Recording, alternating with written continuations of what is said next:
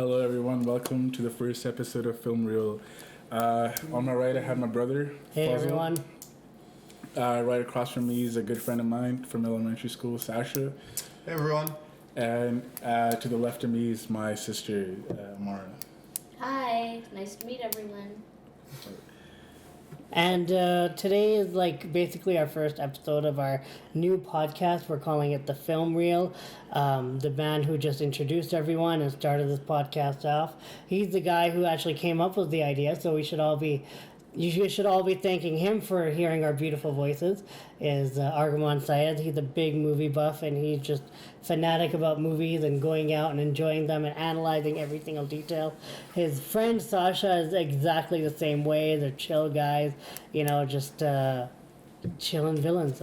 And Aamara over there, she's a very good journalist. She's in her third year of Mount Royal University, and she basically has all the equipment. That's why she's here. So yeah, we're basically just using her. Yeah. So the topic of discussion is today the very controversial film by Todd Phillips is called The Joker by Joaquin Phoenix. Well, starring Joaquin Phoenix. So we're just gonna be discussing it, what we enjoyed about it, what was the movie about, and all that. So I'll take it to you, Sasha. You go ahead and introduce the movie and all that. Well, first off, seeing the trailer, I didn't even know what the movie was about, but Oh, yeah? seeing the trailers, some intriguing stuff was in there, but after coming out of the movie, I would say it's about a downfall of a man who is just constantly beat up in his day-to-day life, and I think at a certain point, if you've seen the movie, you know that he just snaps. Yeah. He loses it, he breaks, and this is who almost he feels comfortable being rather than his original self who started out Exactly. in the beginning. Yeah. And that's basically what Joker is. He's the character who is just down on his luck. He is suffering from mental illness, severe mental illness, and he just all his life, as he said in the movie, never had a happy day, never put a smile on his face, he never felt happy, and all it took was just one bad day to ruin it all, and that's what happens.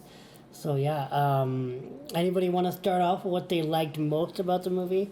Going with Arghman? Oh, man.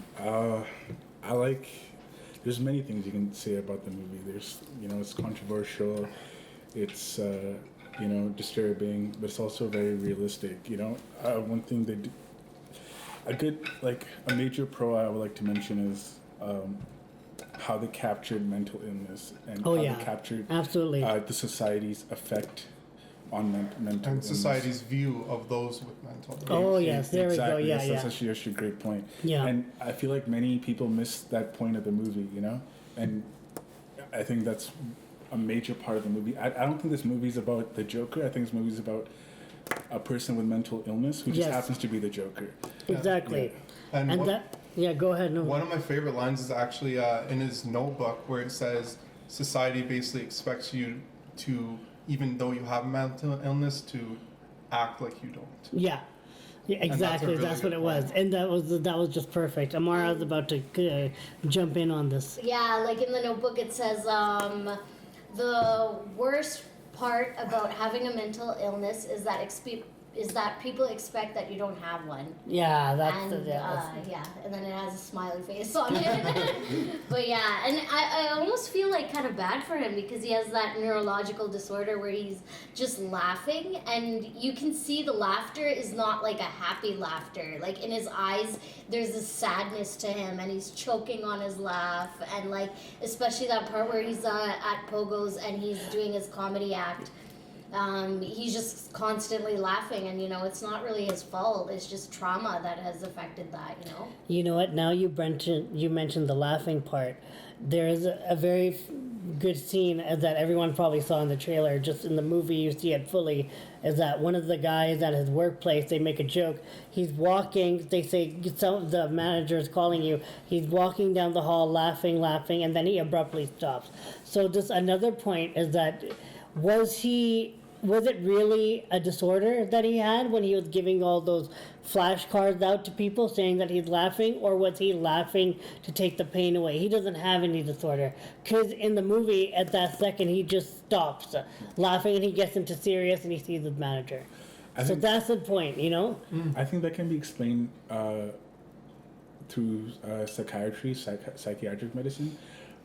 Different triggers cause different types of reactions in people. People who have schizophrenia, they'll hear voices depending on different triggers. If you make fun of them or you say a certain word, they'll hear voices. And as soon as you walk away from the scene, the voices will stop. I think his disorder of laughing, randomly out of nowhere is probably the same thing. When he left the scene, I feel like all those emotions just like disappeared.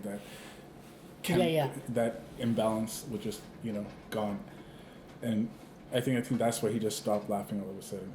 Oh yeah, of course. That could be. That's I thought of it as that way. But also another thing is that we're talking about that stuff. That's good too. But what other things did you guys like? One thing that I really liked that I felt this movie was so good about, when I was in the theater, I didn't realize it at the time, but I was so unnerved by the beginning of this movie, of when he was lying down and he got beat up and they just destroyed his sign. And I was actually watching this video.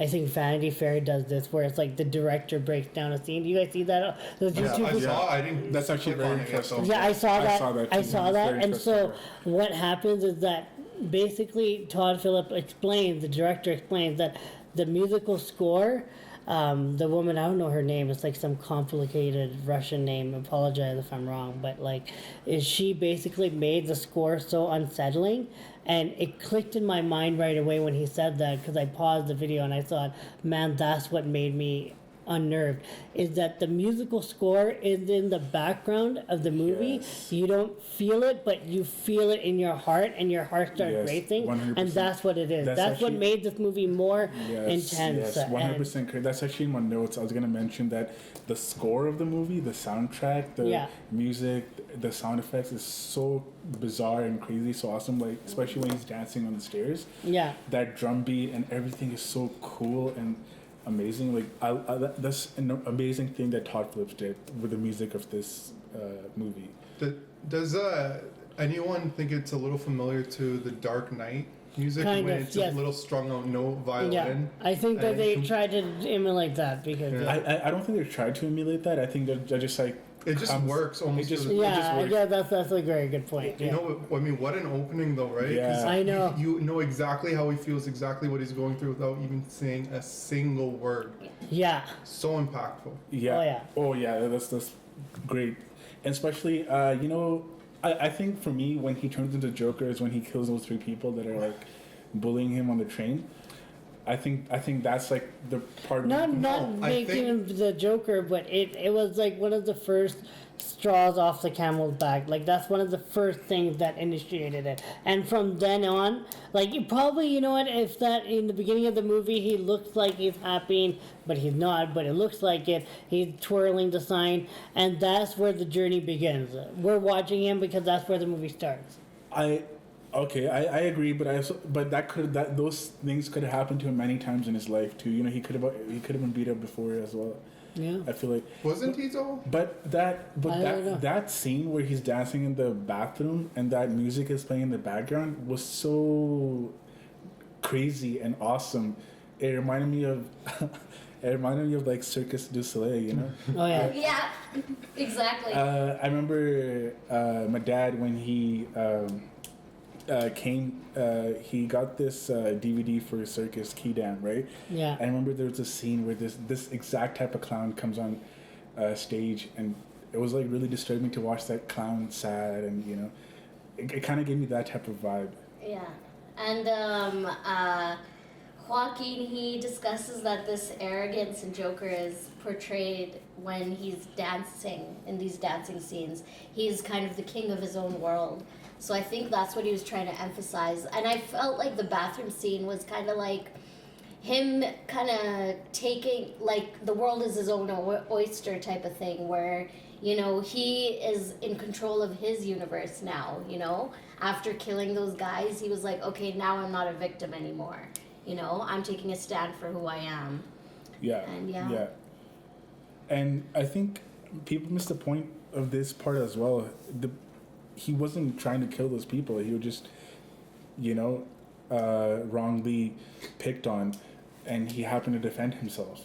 That's not a scene where it shows that Joker is a violent person. It's a scene that shows that this guy was just trying to defend himself. It's basically the exact same scene that happened earlier in the film with those little kids that took a sign, except the earlier scene didn't have a gun involved. Yeah. Yes. And that's how you got that end result. Yeah. Yes. That we saw. And I guess Randall just screwed everybody over because he made the Joker. Yeah, right. The guy, the coworker, he gave him Randall's to blame. Oh, you knew as soon as Yeah. it was discovered that he sort of set him up, saying that he asked for the Yeah, I gun. know, hey. I knew it. I knew right there and then he was done for. Oh yeah. He was gonna get his revenge. Hands down. Oh yeah. Yeah. Actually, I didn't catch on to that, but I felt so bad for him that he can't have anybody to like trust. His mom lied to him, you know, his friends. But did his betraying- mom lie to him? Now this is the mystery. Like, is Thomas Wayne is his dad, or is he not? You know what I mean? That's just like, because it does show that there was the he went to picture. Arkham Asylum, he got the file, and then he was reading it. But also it could be that, like, I know at the end there was this, like, I don't know, it's like this picture, and it says on the back, "Love you always, TW, Thomas Wayne." So maybe they had a fling, but it never became anything. So it's kind of very ambiguous. You take it as your own if he's the kid or not, you know? I think I don't see it as ambiguous. I see it as like a little clue at the end that shows you that he's actually could be Thomas Wayne's son, because Yeah. they already show you right from the beginning that Thomas Wayne is not, you know, the man we know from many comic Poster books. boy. He's not what, Yeah. you know, because in the comics and in other movies, obviously Thomas Wayne and the Wayne Enterprise is a symbol of good. Yes. And that's what Bruce Wayne does in all the things he does, philanthropy, he does all these things. But in this movie, what was so different, which I love so Yeah. much, is that it painted the picture of what we have in our real life situations as wealthy men who just look out for themselves. They don't look out for the everyday Exactly, yeah. society person, right? And Yeah. so that's what they made Thomas Wayne as. Yeah. And Thomas Wayne I remember, what did he say in the interview? He's like, these guys who put masks on, they're clowns, just clowns. or He's something. like something And who- that's what made everyone protest. Exactly. It's like people who make something of themselves will always see these people as clowns. Yeah. And I think Todd did such a good job that he switched the narrative on Thomas Wayne. He, in the past movies, comic books, whatever, Batman, I see Batman as honoring Thomas Wayne in a way, because Thomas Wayne always always taught Bruce to be respectful, to look out for the poor, you know, to do some charity work, you know, be a philanthropist. Thomas Wayne was a philanthropist, you know, so many other movies. Yeah. And comic iterations. One other thing, sorry to interrupt you, is that I like is that one thing I really was not expecting, but it was so awesome and I loved it, is that the Bruce Wayne's parents dying, and like, that's not good, but I mean, the way they just showed it, they actually showed that in the movie. Amara's laughing because she's like, what the hell are you talking about? But like, the way that they actually showed that famous scene in the comics, right? And that's like so cool that a guy who had a clown mask, and he's the one who did it. So it's like really interesting that it's at the crazy. same time, Joker is being revered like 3 blocks away, and then another like Joker is being created 3 blocks away or a mile away from that scene, and then like at another time you just made your arch nemesis, you just made Batman. Yeah. But There is evil in the world, and now hope is being come out. yes. There we go. I think that's amazing. But I also think I think Batman sees Joker as an arch nemesis, but I don't think Joker sees Batman as an arch nemesis. I think Joker sees Batman He's as a just toy to Batman. Yeah. Yeah. And I feel like the way they show TW in the movie was basically an Trump type of guy. You know, he's a billionaire. Yeah. He's like another Trump. So like the scandals that have been happening around Trump. Yeah. It's the same thing with Thomas Wayne. I think he was the child. I think he did have an affair with Penny. It kind of makes sense because of what we hear in the news with so many of these billionaires. Like Jeffrey Epstein, people have been, even Seth MacFarlane, Family Guy, he made fun of Jeffrey Epstein a long time ago. He's like, this guy's a pedophile, or this guy's this and that. And then it turns out that this guy was a pedophile. This guy was arrested. These billionaires are getting, arrested, every other day because of their crimes. Trump is getting accused every day for doing something. I think Thomas Wayne is the same way. Oh, yeah. I think in past iterations, he was a good guy. I think in this movie, he's the cause of Joker. Exactly, and that's what this, the whole thing is, that society caused Joker, because it's all about, one thing that I love about Gotham City is that Gotham City reminds you of like a big city like New York City or any type of real life city that we have, and that like it's just like what society can do to a person, right? Yes. And that like people who are like upper ups, like Thomas Wayne and government and state or whatever, like, I'm like the psychiatrist says to Arthur that our funding has been cut. Yeah. What about all the time in cities funding are being cut, and this is what happens. Yeah, it goes back to the first point I made, that this movie is so realistic. There's so many pros about this movie. You can say so many things, but I think number one for me is it's so realistic. It's the point that insulin costs $600 in some cities in America, and it costs $35 in Canada. The pharmaceutical companies are making so much money; they don't care about the little guy. They'll cut your funding and put it somewhere else if they wanted to. They're making money. People are dying because they can't afford insulin. Joker became Joker because he couldn't afford his medication. He couldn't get medication in any way, shape, or form. This guy, he could only afford one vial of insulin, and he was rationing it out, and he died because he needed insulin, and he was rationing it. He was supposed to use it every day, but he used it every other day, and it didn't work out. He died. Yeah. And there's so many people that it's happening to them that way. Not because of insulin, but because of other medications too. They don't have access to health care. So many homeless people are getting infection. This young kid, I was reading on the news, 6 years old, he got an infection and he died because the mother didn't have proper funding to go to the doctor. I think the movie does such a good job paying, or like showing us, a mirror to society, or showing us what's the darkness of our world that we live in. Yeah. Billionaires like Trump and Thomas Wayne, they're just making money and having fun while this 6-year-old boy and Arthur Fleck are just getting beat down, have nowhere to go. And but go ahead, Sasha. I was just gonna say, in general, I feel this way, but coming out of this movie, I noticed a lot of people were saying, and rightfully so, praising Joaquin Phoenix's performance. Oh yeah.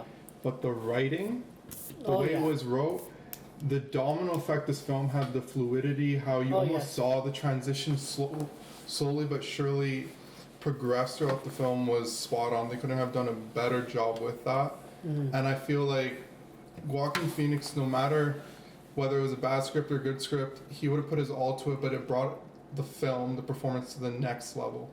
That's what it depends. It's a whole production, right? Exactly. It's the foundation of a movie, the writing. Yeah. It's so important. That's actually a very good thing you said. Like, writing is very important to the movie. And Todd Phillips and who's the other person? Scott Silver.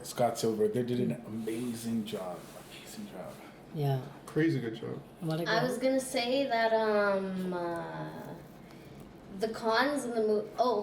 To link in with what you were saying about the medication, like especially with depression medication, it controls your mind, so you can go off the rails quite easily. Once you. And a lot of homeless people in America are not homeless because they didn't do good in school or they didn't have a job. They're homeless because they didn't have access to proper healthcare medication. They have mental illness. Like, I guess I forgot the actual study, but most homeless people are homeless because they had schizophrenia or they had depression or anxiety, and that's how they became homeless, because their mind wasn't letting them enjoy life. Well, exactly. I mean, look at it in the film. An example, when Joaquin Phoenix's character Arthur is up on the stage and he's doing stand up, And then later on, a talk show host comes up with the idea of putting him on blast live on TV instead of trying to see where this guy might be coming from. Yeah, like There's a seeing total why he's disconnect. laughing. Like, why is There's he... a Why, total disconnect. yeah. And I feel like talk show hosts do that a lot nowadays, especially Jimmy Kimmel. Oh my god, you know what? Jimmy Fallon is like almost probably the worst. I feel like Jimmy Fallon, he does have his moments, but I think there's so many others like David Letterman and Jay Leno. I think those are the two of my like top most ignorant, narcissistic talk show hosts. I think David Letterman and Jay Leno. I used to watch their interviews all the time, and I've noticed that the guest is always the punchline, and they never let the guest finish the story. They always got to make a joke. Oh, Jimmy Fallon does that every time. He always interrupts. Anyways, that's a different topic. Another Maybe podcast. maybe the next podcast we're gonna the fall of late night talk shows. Anyways, Aamara, what else are you? You keep I looking was at your gonna phone like you're say- gonna say something. I was gonna say that this kind of goes with what you guys were saying about comedians. That Jimmy Fallon, his interview where Jimmy plays a tape of him cursing on set, and That's Jimmy Kimmel. Jimmy Kimmel, sorry about that. And how embarrassed Joaquin Phoenix got. He was just out of words, and he was But you like, know I'll what? have my I don't know about you guys. publicist But talk to you. sometimes you know what happens. I think that was a joke. Yeah, that he yeah, was a it joke. was a joke, but it's Yeah, like Sasha, go ahead. I think you were saying something. No. he's saying that I should keep talking, but how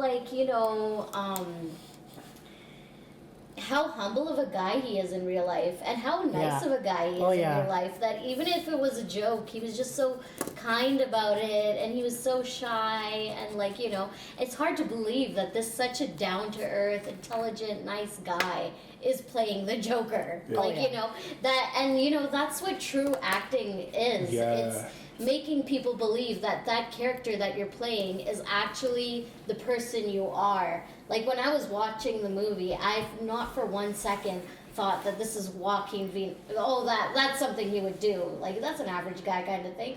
It was him in the character, and that was Joker. I was seeing Joker throughout the whole movie. I didn't Yeah. see Joaquin Phoenix a bit of him. I think by you saying that, you just put him with him and Heath together on the same tier, at the same level, Yeah. because that's exactly how I felt about Heath. Because before Dark Knight, he Yes. was known as this heartthrob around Hollywood. He was just coming off Brokeback Mountain, for goodness sake.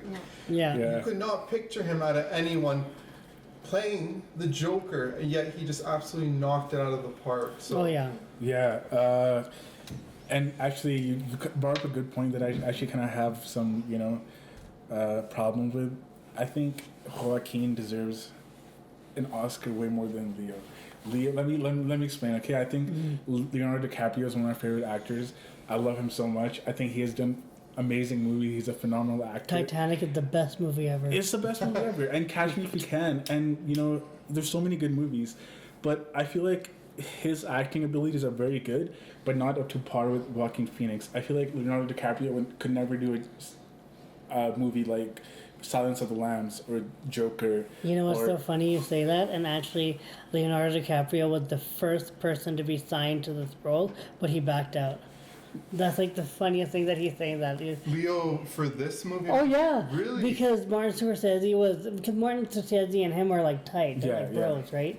And Martin Scorsese was attached to this movie, and he was very much not involved per se, but his team was involved in this movie, like his executive producers, his production team was involved in this movie. That's why there's a lot of the nuances and influences of Taxi Driver and The King of Comedy, because those are his movies and they took inspiration from that. But yeah, anyways, going to the point, Leonardo DiCaprio was actually supposed to be in this movie, but he decided not to do it. No. Leonardo DiCaprio, that's actually kind of like fake news that was circulating around. He was never considered for the role for the Joker. I read that he was. It was on Wikipedia. It was a pretty well-known fact. Oh, no. I mean, Wikipedia is not fact, though. But it's pretty good, though. What do you call it? So many sites, Hollywood Reporter, Cinema Blind, Screen Rant, They all said that as just fake news that somebody Oh, yeah? said. Yeah, he was never considered for a role. I think mainly because he doesn't look like a Joker. He's a good actor. I can never be a good actor like him, but I don't think he can ever do a role like that. I think even if he tried his best, I don't think he could pull it off. All Well, right. anyway, that's deviating way too much from the topic. So we've talked about a lot of the pros of this film. Now, Yeah. what do you let's- guys think about the lesser moments of You know what I think? aspects? I'm gonna say something that I'll be honest. Sometimes the dancing sequences were nice, but they were a little too long. They're a little too long, and they stretched out a little too much. Like maybe the bathroom dancing scene or him dancing with the mom, I don't mind. That was a beautiful moment. But like the one, the stairs was a good one. But basically, the bathroom dancing scene, I found that to be a little too long. Maybe like I don't know, like 10 seconds, 20 seconds more longer than it should have been. The dancing was kind of getting on my nerve. I was like, come on, get on to it. But one thing that I'll be honest, besides dancing, is, I'm a real Joker, Batman kind of guy, and so I was kind of, my perception of going into this movie is that yes, I know it's a character study, and I know that it's a Joker origin story, but I thought that it would have more elements of him doing Joker type of things. You know what I mean? Like more scheming and planning, more of him killing or doing grandiose type of stuff. I You know what I mean? 100% agree. I thought like there would be Yeah. more of that. I It was agree, but literally just him becoming the Joker, but the whole movie took so long for him to become the Joker. I thought there would be maybe like 20, 30 minutes of him would be like he is the Joker, like he'd become the Joker, and then the next 30 minutes or like the last the last hour of it is him just causing havoc in Gotham City and just creating. And the way the trailer was set up is that Thomas Wayne punches him in the face in the bathroom. We don't know it was the bathroom, now we do.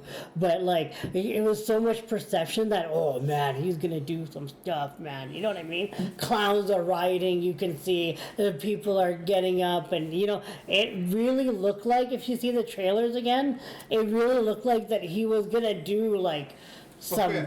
But like a Dark Knight type of thing. Go Okay, ahead. what I'll say to this Yeah. is, what do you think will sell more to the audience? Yeah, Arthur's stuff in the trailer, yeah, his personal life, or the havoc that the Joker creates? exactly. So That's why they did it. It should be called Arthur because it's 20 minutes left in the movie, and that's when the Joker No. comes out to play. exactly.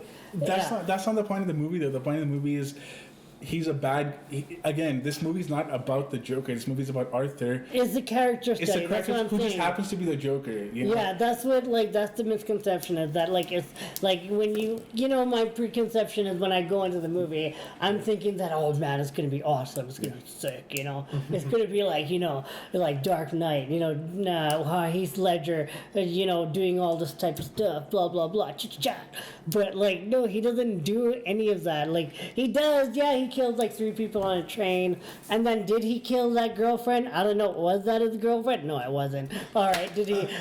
You know what I mean? The dates were super confusing. I thought the dates were real. No, And then later they're- I figured out that they were imaginary, and I was like, Exactly. oh, okay, never mind. So that's why I'm saying is that I love the movie. The movie is bomb. I'm gonna watch it again many Oh, times yeah. when it comes out on DVD or whatever, streaming, whatever shit is going on. What I'm saying is that no, because you don't know. I'm just saying is that it didn't have the elements of him being so Joker-esque. You guys get what I mean, Okay, right? I'll say this. But I understand that it's totally different I'll say movie this. and it's an What do you origin think story. about this theory? The Joker, as the title card is, right? Mm-hmm. What if that's not meant to say all about this chaos that's going to be created, Mm-hmm. but it's just meant to say that it's like a warning to the viewers, the audience, is that this is what could happen Yeah. if you're not being careful. This And that's what it is. And that's what I liked about it too. Is that, that's what I love. Now I'm going to go into, you guys go into more cons, if whatever you guys have. I'm going to bring out another statement about comic book movies and how shit they are in general. We all loved Avengers Endgame. We all saw it, but I didn't. anyways. I thought it was. I wanted Go ahead. Go ahead. Yeah, wanna? I wanted to talk about how critics were, I know you were mentioning, Arghman, that critics were saying that this movie condones a lot of violence, Oh, I'm and just- how oh. are kids gonna take it? That you know. That just nerves me. But Oh my also, God. I just want to include that Joker in reality, in the comics, from what I've heard from Fazal and Arghman, is that Joker is quite a violent character, and I think they kind of toned it down. Yeah, 100%. Ripping people's faces off, wearing them. Oh, yeah. He Heath Ledger did way more than that. Yeah, and I think the whole Joker-esque came from Heath Ledger. His role was kind of the scheming Joker, and this Yeah. was kind of more about him becoming the Joker. Exactly. But That's- yeah, I want you guys to talk more about the origins, because I am not very knowledgeable about the comic books. So Well, there's never really a clear origin in the comic books or the movies. He was just like a simple character that came out in the 60s or the 50s in the comic books, and they weren't even going to use him. But then the fans loved him so much, and they had no idea what to do with him, so they just kept adding more stories, and then fans wanted to know, more about him, his background, his history, and the writers at that time just wanted to keep it a secret, And I feel like that brings the character more, mystery and more popularity, He doesn't have a clear origin. You love The Dark Knight, and you mentioned it to me so many times that he changes the story every time. How do you got these scars with my dad? How did you got these scars? My wife. It's my wife. Yeah. So I feel like that's kind of depicted in the comic books. I like how they took that from the comic books. Yeah. And you guys all familiar with the code, right? Like if I had a story, it would be multiple choice. Yeah. So I feel like there's no clear origin here, and I feel like this movie says it clearly. At the end, where he's sitting with the psychiatrist, I think this movie, because when this movie first came out, I was really worried. I'm like, Joker doesn't have a clear history, and if this movie shows us a clear history, that's gonna be dumb, And then all of history, then we know that this Joker has kind of a history. But then they made it very clear at the end that, and Todd Phillips himself says that, Joker is not a reliable narrator. So if you're watching a movie or reading a story that's coming from the eyes of Joaquin Phoenix or the Joker, or written by the Joker, it's not going to be reliable. He's not an authentic source. So that's what they show you. What were you gonna say? I was gonna say, I think from day one when the creative team sat down, they knew what type of movie they were gonna make, and that was one as realistic and grounded as possible. True. People talk so much about The Dark Knight and how realistic and grounded it was. That movie has nothing on this movie. Oh yeah, 100%. The realness of it, that's what made it so uncomfortable for me. Yes. Is how realistic it was. Yeah. I'm so happy you mentioned that. You want to elaborate on like what was real about this movie and what wasn't real about Dark Knight? The Batman, the guy in the cape. That's what sort of took me out sometimes, is there was nothing in this movie to take me out of it. Yeah. At all. True. I see. Yeah, okay. I kind of liked how they showed Bruce Wayne as a kid, and it kind of gave Joker more power to him. Yeah. That he's older than him, and he's playing with his face. He could do. It kind of made you feel. I never looked at It kind of made you that's a feel very good- vulnerable that he's playing with a child's face. He could at any moment do anything with that child. Whoa, yeah. And that kind of creeped me out. I was like, holy shit, Joker has the ball in his court right now. Yeah. And that kind of made me almost a little uncomfortable and a little scared that what if he killed Bruce Wayne when he was a kid? Then, the whole story would have changed. But yeah, that was just my own personal opinion. Yeah, and that's That's I really never good. thought of it that way. That's a really good That's a good point. way to look at it, because he could have done anything. He could have done anything. And then that guy came a lot later, the secretary or security guard. That was Alfred, Alfred. That's anyway. Alfred. Oh, that's Alfred. Yeah, I didn't even know that was Alfred okay. either. I looked it up later. Yeah, It's I wish they Alfred. worked more on that. He's so too. random. He's like some random friend. I'm like, who's this random bodyguard? I would it's not. Yeah, it's I would Alfred. have never guessed. Sorry? It was Alfred. Would not have guessed that. Yeah, that was. I think they worked on that. They he could have didn't- worked on that. He didn't have like an You accent know or what's anything. crazy I was though? like, whatever. Again, Joker is not a reliable source, but I'm still gonna say this. What's crazy is that all the good people were kind of bad in the movie. Alfred's supposed to be like a cool British intelligence military guy. He's supposed to be extremely nice. Yeah. He was very rude. His mother hid secrets from him. She was kind of, not rude, but like, not completely, you know, honest with him either. She was like, "Hey, you gotta be funny to be a comedian. Like, what are you gonna do? You're gonna be a comedian?" Like, Yeah, she had no faith yeah. in him. And then Thomas Wayne, he was supposed to be a good guy. So all the people in this movie that were supposed to be nice to him are actually like extremely rude and, you know, just the bad guys in the movie that kind of make him into a Joker. Yeah. He almost became the hero. Like you were rooting you were rooting for him until the very end when he started killing people and went the other direction. I felt like I wanted to give him a hug. I felt so bad. I know, same. He's like, I take care of my mom. You know, since I'm the man of the house since I can remember. I was like, dude, that sucks, man. Let me help you out. Like, what can I do? I feel so bad. You know? Yeah. But, that was like brilliant that they created sympathy for the villain. Yeah. And that is so hard to do. Again, the point of the movie is not to sympathize with the villain, is to understand the villain, you know? Yeah. It's not like, oh, forgive the Joker, he's gone through something. It's more like, hey, understand what he's gone through. He's still a bad guy, he's still the villain. We're not saying he's a hero, but, you know, you gotta know what he's gone through. Okay, I've heard a saying being thrown around is the more you understand the villain, the better the villain is. Do you agree with that? Yeah.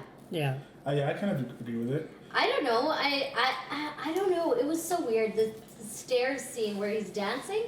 I almost felt proud of him that he's gained his confidence back and he's, you know, he's Joker. I'm like, that's the Joker I wanted to see. Yeah. And like even the talk show, like I wasn't really entirely proud of him when he killed the comedian Murray Franklin, but I was like. I was kind of happy. I'm like, you know what? He's making a stand for himself. And Murray Franklin, you're a pretentious a-hole. Like you're just trying to be. Right, so from where I stand, fantastic movie, excellent screenplay performances. I can't say all around because it was basically walking scene to scene, and he just completely ate up the screen every single time he was up there. But tremendous film, one of the best of 2019 for sure, and. I think at the end of the day, Walking Phoenix, I believe, stands up there with Heath Ledger, but in a different way. But it's still as good. Yeah, I feel like you can't compare them. I feel like you can't compare Jack Nicholson to Heath Ledger, and you can't compare Heath Ledger to Walking Phoenix. I feel like they're both different Jokers, they both are in different movies, and they're both have different writings, different scripts, different characters. In terms of quality of performance, 100%. They're all good, yeah. Yeah, I think Joaquin Phoenix just reminded us of another form of Joker that hasn't been shown in pop culture yet. So he portrayed it really well, and I think everyone's just going to take a minute to like let this new Joker sink in. And I think it was an amazing movie overall. I kind of agree with the fridge scene, and there were a few scenes that were a little random, and I was like, what's going on here? But other than that, it was really good movie and really good performance. Yeah. And what I hope for moving forward is that this doesn't get a sequel. This is a good standalone film. Mm-hmm. Keep it at that. I feel like it doesn't deserve a sequel, but I think it should get a sequel because they need to drive the point home. Media, most of the people are missing the point that this is a movie about mental illness, and if Todd Phillips quits now, then he can't drive the point home. I'm sorry, but if audience members don't get the point of this film, everything you just talked about, that's on them. That's not on the director. That's not on the writers. That's not on the actors. True. It's clear as day what messages, what themes they're trying to get across here. So if audience members didn't get that on the first go round, why would they get that on the second go round? Exactly. But audience does matter what they think. Yeah, I feel like true. For most parts, critics. I don't know what the point of critics is, man. I seriously don't get why they're so influential, even though they have the complete opposite view of most movies. They completely control whether an audience member wants to see a film or not. Not every moviegoer, but a lot of them do depend on the opinions of the critics out there. Yeah, and it's kind of upsetting to see, man, because you know a lot of critics, like 90% of the reviews that I read, they completely missed the point of the movie, and they were like,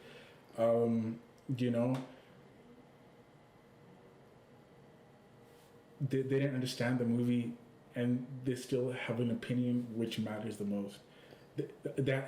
Most of these guys went to the movie with the biased opinion. You know, if you didn't like the movie, because I didn't like the storyline, I didn't like the cinematography, I didn't like the movie's really rushed or the movie's really slow, blah blah blah.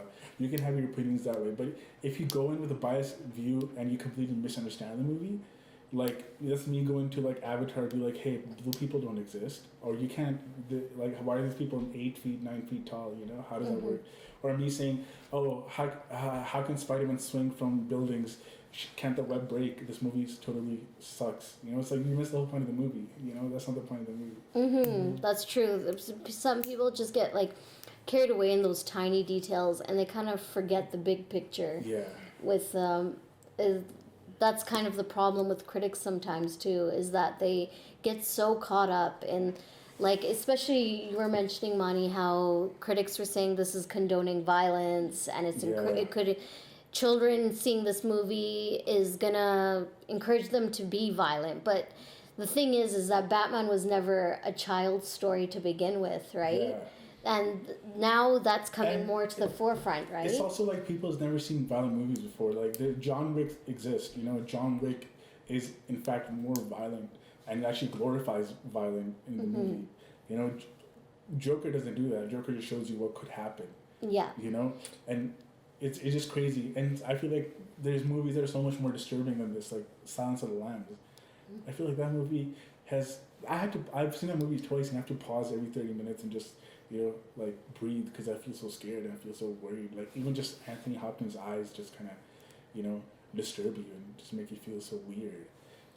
Doesn't that in a way completely ruin the how valid people saying that this movie is really violent? Yeah. Completely ruins their argument against for that.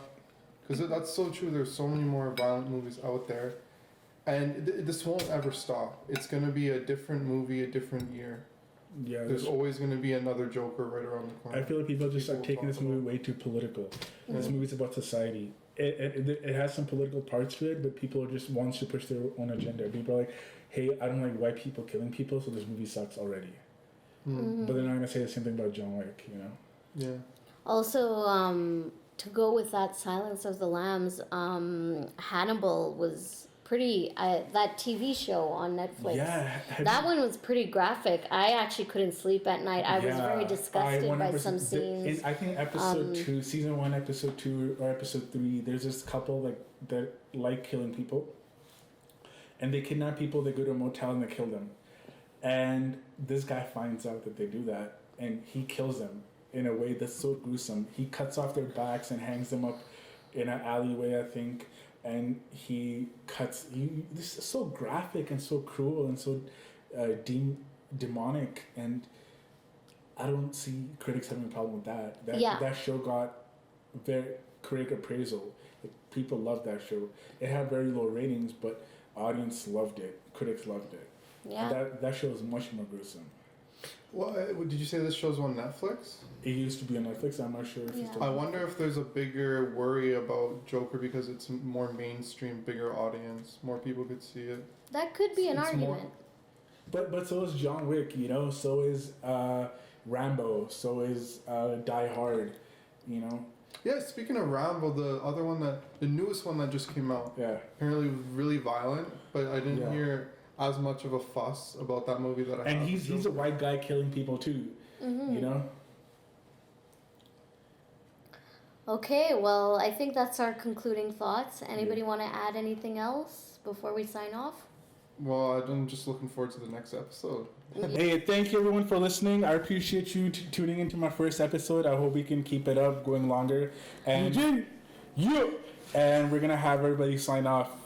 I'm Aamara Khan. I'm a journalism student, and thank you for listening. I'm Sasha Soltan. It's been a great time discussing this movie with all you guys. Yeah, of course. And my name is Fazal Khan, and hopefully you guys can enjoy this as much as we did, because you can totally tell we enjoyed this, and it's just very fun. And hopefully you guys can keep listening in. Who knows? Maybe we'll make some more podcasts if some other good movies are coming out. And because, you know, films these days, they're not as great as they used to be. Exactly. We're just a bunch of movie buffs, talking about our, Yeah. passion. So, yeah, Yeah. thank you for listening. Thank you so much, everyone. All right.